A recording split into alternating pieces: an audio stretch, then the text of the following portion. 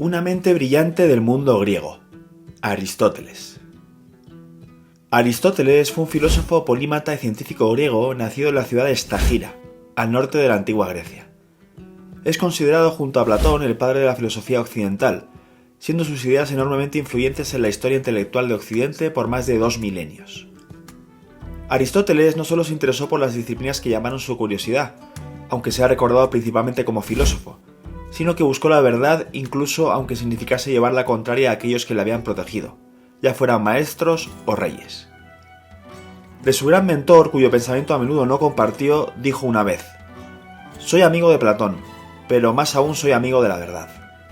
Aristóteles escribió cerca de 200 obras, de las cuales solo se han conservado 31, dentro del Corpus Aristotelicum, sobre una enorme variedad de temas, tales como lógica, metafísica, filosofía de la ciencia, ética y otras muchas temáticas más. ¿Cuál es el motivo de la enorme influencia de su filosofía? ¿Cuáles son las principales características de su obra? Quédate con nosotros para conocer todos los detalles de este pensador que cambió las bases filosóficas de Occidente.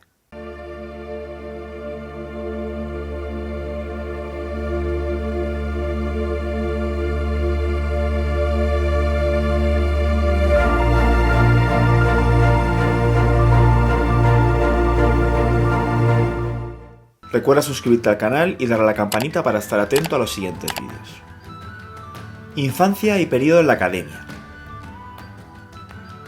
Aristóteles nació en el 384 o 383 a.C., en la ciudad de Estagira, la actual Stavros, no lejos del actual monte Athos, en la península calcídica, entonces perteneciente al reino de Macedonia.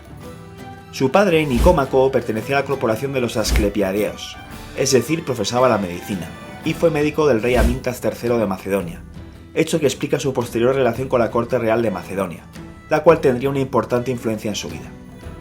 Su madre, Festis, era oriunda de Calcis y también estaba vinculada a los Asclepiadeos. En el año 367 a.C., cuando Aristóteles tenía 17 años, falleció su padre y se hizo cargo de él su tutor Proxeno de Atarneo, que lo envió a Atenas, por entonces un importante centro intelectual del mundo griego, para que estudiase en la Academia de Platón. Aunque la gran polis griega había perdido el poder político que tuvo en los tiempos de Pericles, seguía siendo la capital helenística del pensamiento y las artes, y su ambiente dinámico y abierto ofrecían al joven estudiante un ambiente rico de estímulos de todo tipo. Aristóteles conoció a Platón cuando éste tenía 17 años de edad, y permaneció en la academia desde el 367 hasta el 347 a.C., viéndose prolongada su formación más de 20 años. Aristóteles justo acudió a la academia en un periodo de floreciente esplendor, por lo que pudo desarrollar su pensamiento y habilidades de la forma más óptima posible. Eudoxo ejerció la primera influencia decisiva sobre Aristóteles, ya que pudo inocular la idea en este sobre la exigencia de salvar los fenómenos. Es decir, hallar un principio que explicase los hechos conservando intacto su modo genuino de presentarse.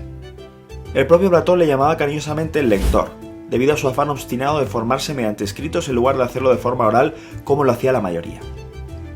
Debido a que las ideas filosóficas de Eudoxo diferían de la filosofía platónica y concluían en aporías, razonamientos de los cuales surgen contradicciones o paradojas irresolubles, Aristóteles hizo un caso omiso de las mismas, y se relacionó con las teorías de Espeusipo, Filipo Dopunte, Erasto y Corisco. El carácter y el pensamiento de Aristóteles se entienden a menudo en contraposición con los de su maestro Platón. Mientras que el segundo estaba más interesado en el mundo de las ideas, su discípulo prefería estudiar el mundo tangible. Alejandro Magno y el Liceo.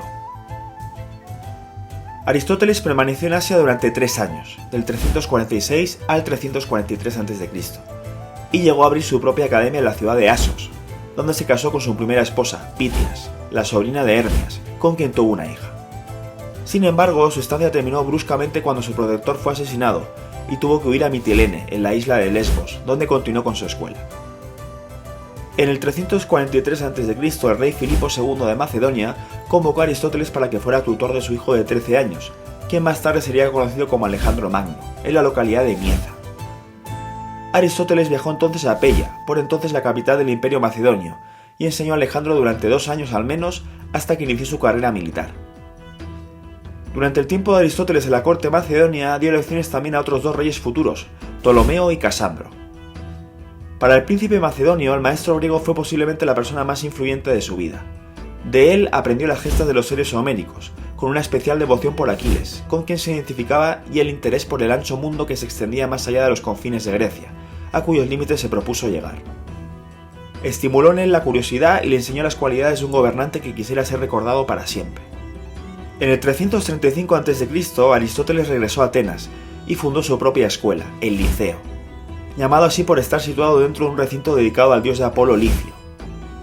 A diferencia de la academia, el Liceo no era una escuela privada, y muchas de las clases eran públicas y gratuitas. Muy pronto acudieron a él un gran número de discípulos, a los que llamó peripatéticos, del griego peripatein, pasear, pues tenía la costumbre de enseñar mientras caminaban. La mayoría de los trabajos de Aristóteles que se conservan son de este periodo. Escribió muchos diálogos de los cuales solo se han conservado fragmentos. Los trabajos que han sobrevivido están en forma de tratado y no estaban destinados en su mayor parte a una publicación más formal. Obra y filosofía aristotélica. El pensamiento de Aristóteles abarca prácticamente todas las facetas de la investigación intelectual. Aristóteles hizo filosofía en sentido amplio, que también describiría como ciencia. El uso del término ciencia tiene un significado diferente al que entendemos con el término método científico. Distingue tres tipos de filosofías, ciencias o saberes: saber práctico, que incluye la ética y la política; saber productivo, el cual compendia el estudio de las artes, incluida la poética; y saber teórico, puramente contemplativo ya que no interviene en el objeto de estudio, que abarca la física, las matemáticas y la metafísica. La lógica y la retórica no constituyen para Aristóteles saberes sustantivos.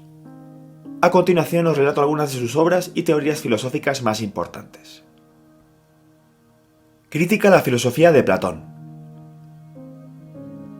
Aristóteles recopiló y estudió el pensamiento de filósofos anteriores a él, desde Tales hasta su maestro Platón, inaugurando la historiografía filosófica. Él construyó un sistema filosófico propio y sometió a crítica la teoría de las ideas de Platón.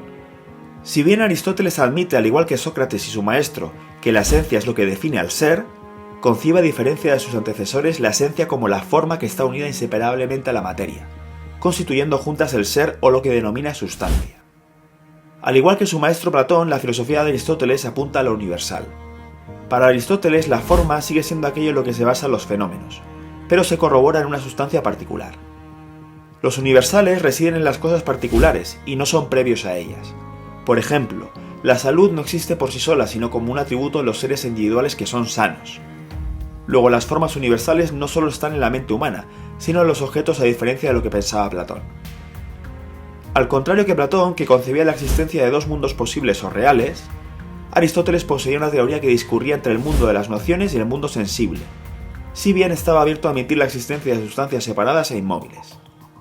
Para Aristóteles, Platón separó la sustancia de aquello que es su sustancia, transformando de ese modo lo general, el concepto, en una entidad, duplicando las realidades innecesariamente.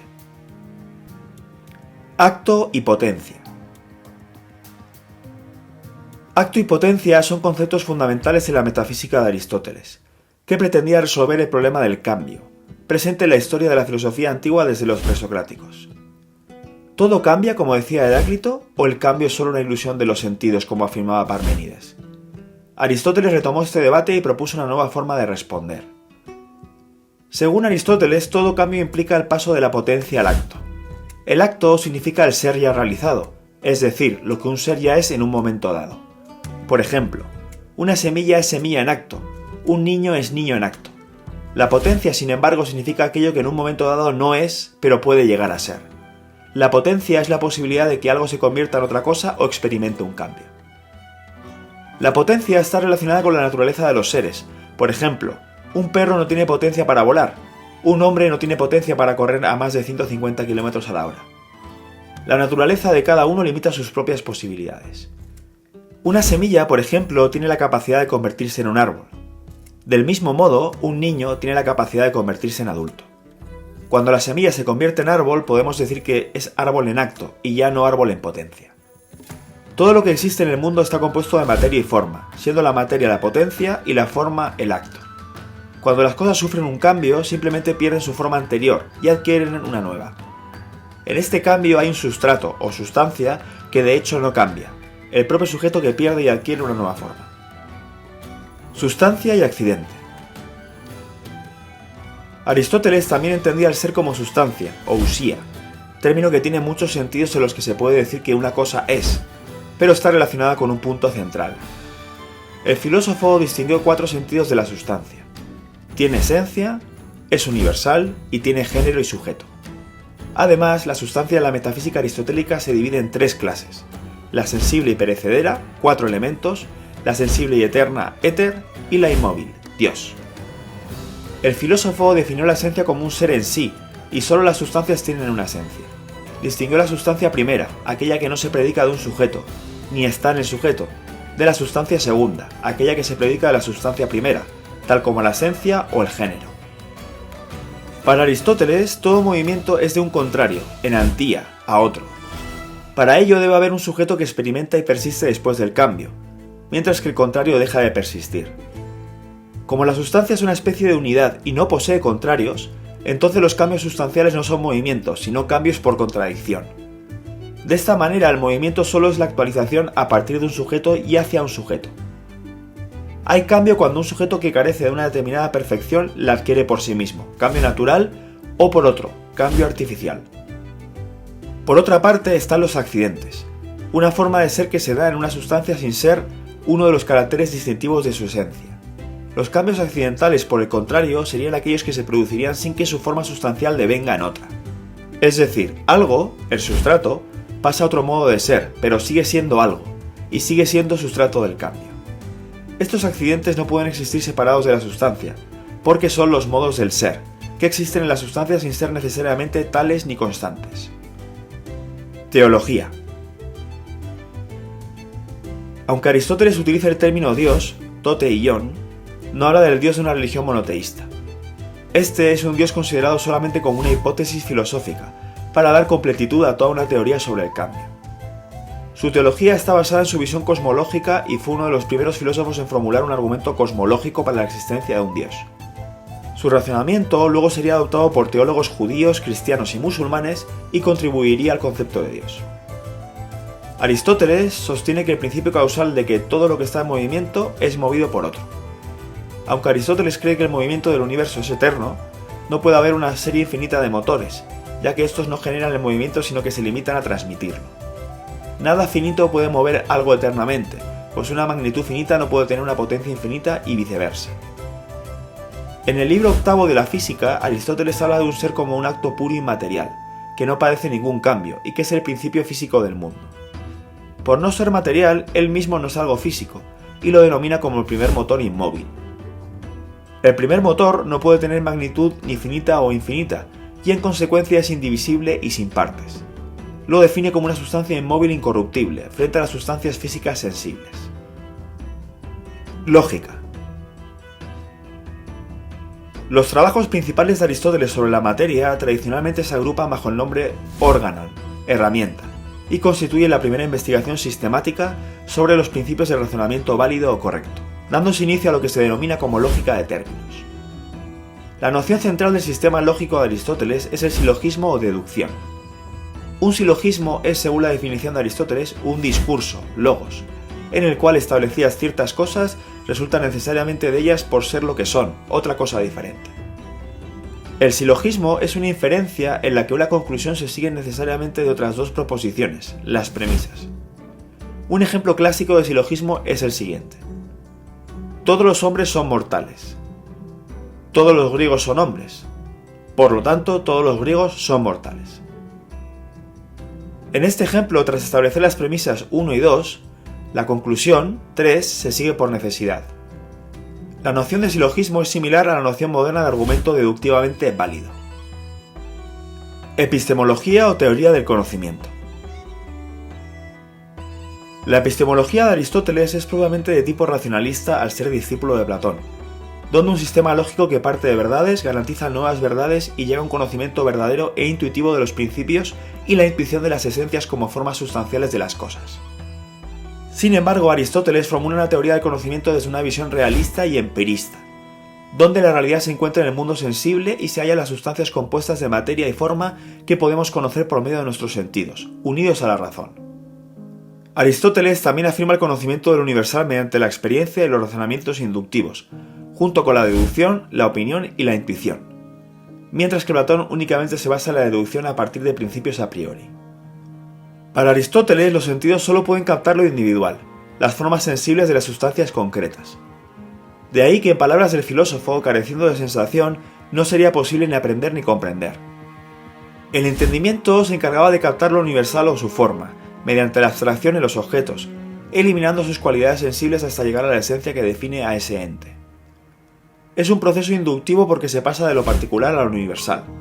La inducción prepara nuestra inteligencia para la captación intuitiva de los principios, las formas abstractas incorporadas en las cosas concretas y las interrelaciones necesarias entre las formas abstractas. Ética. Existen 3 obras sobre ética atribuidas a Aristóteles: la Ética Nicomaquea, la Ética Eudemia y la Magna Moralia, de la cual todavía se duda su autoría. Aristóteles consideraba que la ética era un estudio práctico más que teórico, es decir, uno destinado a ser bueno y hacer el bien en lugar de saberlo por sí mismo, y sostuvo lo que hoy se llama una ética de las virtudes. Aristóteles consideraba que el fin que busca el hombre es la felicidad, que consiste en la vida intelectual y contemplativa. Según el filósofo, toda actividad humana tiende hacia algún bien. La ética de Aristóteles es una ética de bienes, porque supone que cada vez que el hombre actúa, lo hace en búsqueda de un determinado bien. El bien supremo es la felicidad, eudaimonía, y la felicidad humana es la sabiduría, porque es lo más divino que hay en el hombre. Mientras, la maldad es una forma de ignorancia acerca de lo que uno debe hacer, y nos aleja del bien supremo que es la felicidad. Muerte y legado de un filósofo icónico. En el año 323 a.C., la muerte de Alejandro Magno hizo resurgir los ánimos antimacedonios en la ciudad, liderados por el orador Demóstenes. Aunque Aristóteles se había distanciado completamente de su antiguo discípulo, consideró más prudente alejarse de la ciudad. Justo a tiempo, pues sus enemigos lo acusaron de impiedad, el mismo crimen por el que la democracia radical ateniense, término acuñado por el propio Aristóteles, había condenado a muerte a Sócrates. Se refugió en Calcis, en la isla de Eubea, donde murió el 7 de marzo del año 322 a.C., en circunstancias extrañas, que según algunas teorías no demostradas podían sugerir envenenamiento. La influencia que Aristóteles ha tenido en el mundo es extraordinaria. Toda la antigüedad se hace cargo o dueña de su ingente enciclopedia, siendo su obra metafísica el basamento filosófico de la posteridad. Aristóteles fue uno de los pensadores occidentales más venerados en la teología islámica primitiva.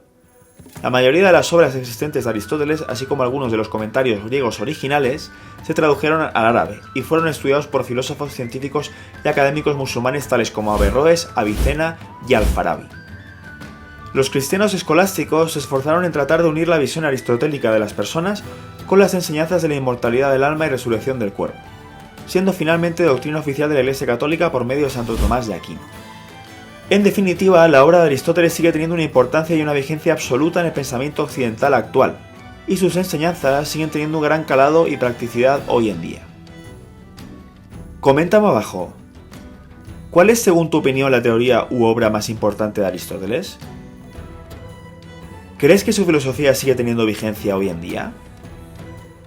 Nos encantará saber tu opinión sobre este filósofo y polímata que cambió el rumbo del pensamiento occidental conocido hasta entonces. Como siempre, si te ha gustado el vídeo puedes dejar un like y suscribirte para no perderte datos interesantes y conocer más sobre nuestra particular historia. ¡Hasta la próxima!